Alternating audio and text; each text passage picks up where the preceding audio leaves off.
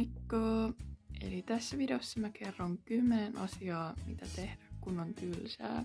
Sä ehkä tulit tähän videoon just sen takia, koska sulla on tylsää, joten mennään vaan suoraan videon pariin. Eli eka asia, mitä sä voit tehdä, kun sulla on tylsää, on siivoaminen, koska aina löytyy jotain siivottavaa.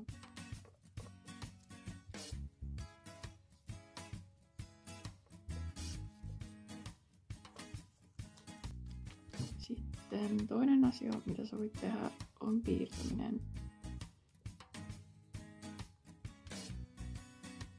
Valmista tuli. Sitten kolmantena asiana sä voit leikkiä sun vanhoilla leluilla.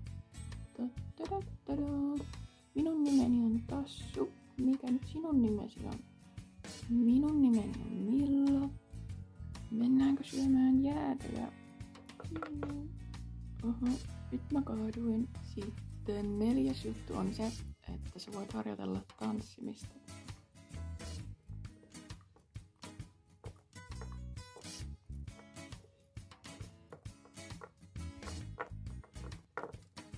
Sitten 5. juttu on se, että sä voit leipoa. Tästähän tuli ihan hyvä, mutta eri asia miltä se maistuu. Sitten 6.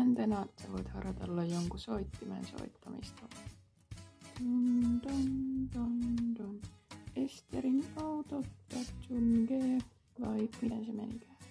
Sitten 7. sä voit leikkiä sun lemmikin kanssa. No niin, Mirri, mitä sä haluaisit tehdä? Miau. No, haluatko sä mennä vaikka ulos? No, et varmaan. 8. sä voit kirjoittaa jollekin kirjeen. Terve, mitä kuuluu? Minulla on sinua ikävä. Ja voisimme vaikka lähteä yhdessä kahville joku päivä. Terkuin pöllöystäväsi. Ja 9. sä voit ottaa luontokuvia. Oho, onpas siinä iso puu. Otetaanpas kuva. Ja viimeisimpänä sä voit siivota sun vaatekaappia. Oho, onpa tää aika sekainen. Tähän kaikkea mulla ei se on täällä, mitä mä en tarvi. Tää hattu on ainakin aika hyvä ja kiva, joten tämä kyllä säästän. Mutta en mä näitä korvaläppiä kyllä mihinkään tarvi, joten nää voi heittää pois. Okei, siinä oli nämä kaikki 10 juttua, mitä tehdä, kun on tylsää. Toivottavasti nämä auttoi teitä.